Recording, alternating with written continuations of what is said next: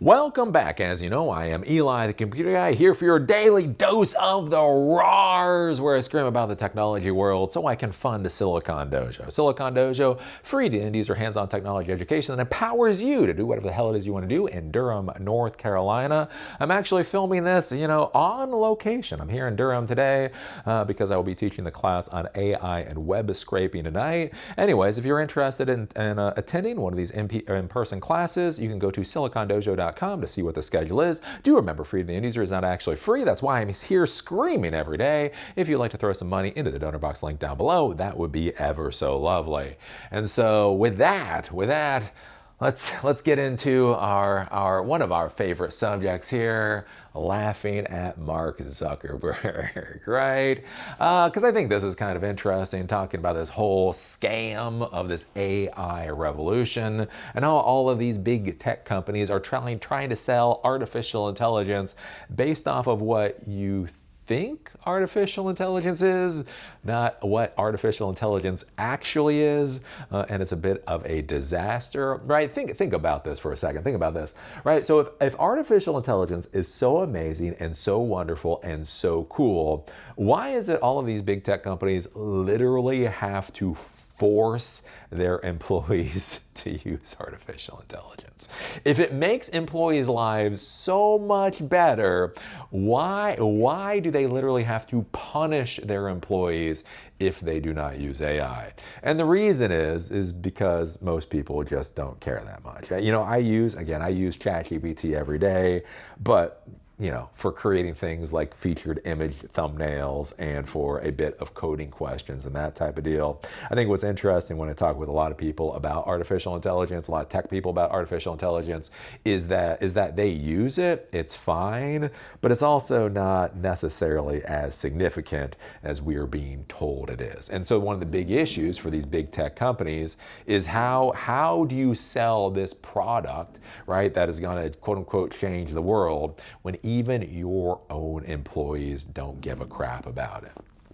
And so that's where we have Meta right now, coming from Business Insider. Meta is about to start grading workers on their AI skills.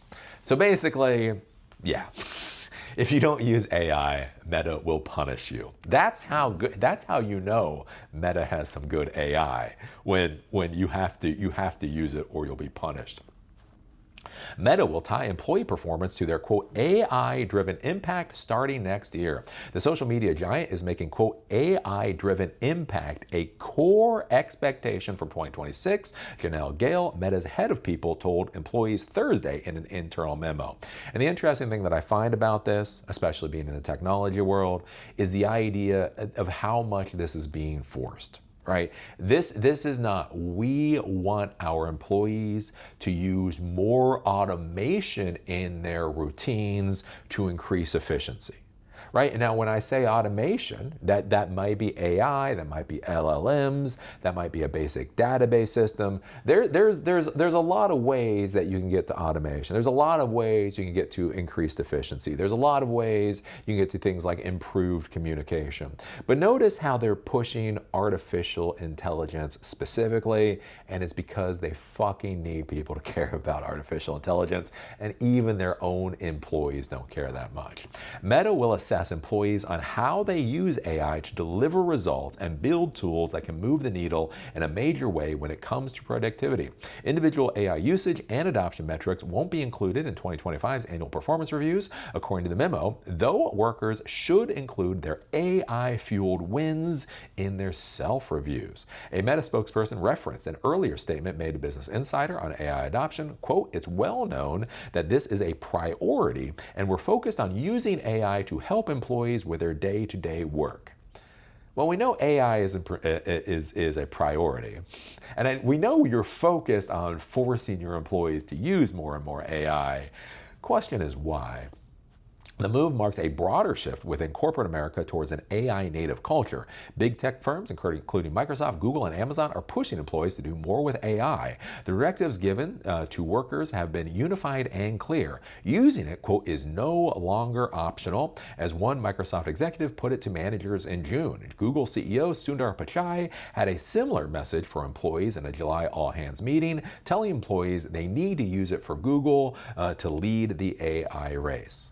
And so notice, again, that there's this huge focus on AI, not on particular products, not on particular solutions, not on figuring out specific pain points that AI or whatever, or some product may be able to make easier, but as AI, AI, AI, AI. Earlier this year, Meta overhauled its hiring process by allowing job applicants to use AI in coding interviews, and also launched an internal game called Level Up to incentivize AI adoption, and now it's willing to reward workers who use AI to drive meaningful outcomes. And notice this too, this is one of the things with corporate America, right? They reward for the behaviors that they want to see, and so now they're rewarding for AI. Is this going to make the company better? Is this going to make the company more efficient or more effective or anything else? Who the hell knows? But now everybody knows the focus is AI. Let's see here. Quote, as we move forward toward an AI native future, we want to recognize people who are helping us get there faster, Gale wrote in the memo. For 2025, we will reward those who made exceptional AI-driven impact, either in their own work or by improving their team's performance. And so that's one of the things to be thinking about with this too, right? Again, if you have employees and they're doing a job, do I clear out the work order, just the standard generic work orders that need to be cleared out? Or do I go for my own personal fucking moonshots for trying to come up with some AI horse crap? Let's see here. For 2025, we'll reward those who made exceptional AI-driven impact, either in their own work or by improving their team's performance. Meta is also overhauling how workers write performance reviews and feedback by rolling out an AI performance assistant to use in this year's performance review cycle, which begins on December 8th, according to the memo. Gale wrote that employees can use its internal AI assistant MetaMate, as well as Google's Gemini, for their performance content. So that's good. So that's good. When you're doing your self-performance review, you get to use artificial intelligence to help you write that review. I'm sure that will be valuable. I'm sure they will be getting so much valuable information from that. So anyways, I just find this interesting. We've seen this with Meta now. We've seen this with Meta. We've seen this with Microsoft. Microsoft put out basically a statement like this about 6 months ago. We're seeing this with more and more of these tech companies. Basically, the idea of telling their employees they have to use AI. They have to use artificial intelligence, and that's it. The problem that I see with this is again, they're not stipulating what the products are. They're not stipulating what the solutions are. They're not really stipulating what the numbers and the metrics you're going for is. It just has to be more and more artificial intelligence. And as I've said many times with AI, I don't really care about the back end. Right, I use a product. One of the things that I like about with Apple, right, like we hear that Apple is losing the AI race. But one of the interesting things with Apple is actually simply embedding AI into the products that you already use, right? So if I take a picture of my dog Roxy, and I just want Roxy, and I don't want the background, I can just long press on her. Their AI will figure out the boundaries of Roxy, and will just pull her out and leave the background, and then I can do something with that, right? That is a product, right? That has a value proposition to it, right? Other things, whatever. There's products that then solve your problem. Do you really honestly care what's going on the back end? Do you really care if it's an LLM or or if it's an if-else statement going to a database? You don't really care. You just want that actual solution.